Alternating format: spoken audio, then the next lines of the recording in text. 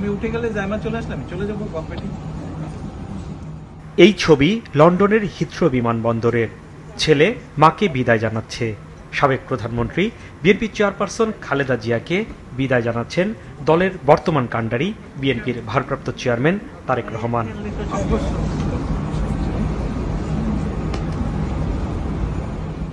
প্রায় ৭.৫ বছর পর দাদিকে কিছুদিনের জন্য কাছে পেয়েছিলেন তারেক রহমানের একমাত্র কন্যা ব্যারিস্টার জাইমা রহমান। তিনিও দাদিকে বিদায় জানাতে এসেছিলেন বিমানবন্দরে। আবেগঘন পরিবেশে বিদায় বেলায় এয়ারপোর্টে উপস্থিত পরিবারের সদস্য ও নেতাকর্মীদের কিছু দিক নির্দেশনাও দেন খালেদা জিয়া।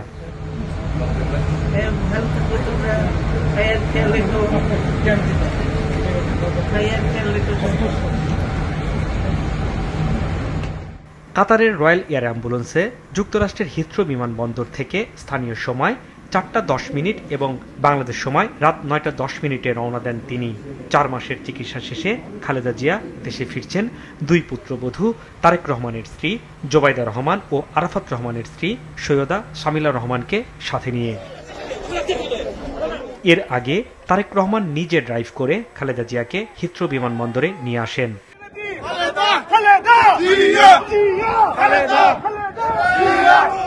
প্রিয় নেত্রীকে বিদায় জানাতে সোমবার সকাল থেকেই লন্ডনে জড়ো হতে থাকেন ইউরোপের বিভিন্ন দেশ ও যুক্তরাজ্যের বিভিন্ন শহর থেকে আসা বিএনপি নেতাকর্মীরা। দোহায় ১ ঘণ্টা যাত্রা বিরতি দিয়ে বিএনপি চেয়ারপারসনকে বহনকারী বিশেষ বিমানটি আগামীকাল মঙ্গলবার সকাল 10:30টায় হযরত শাহজালাল আন্তর্জাতিক বিমানবন্দরে অবতরণের কথা রয়েছে।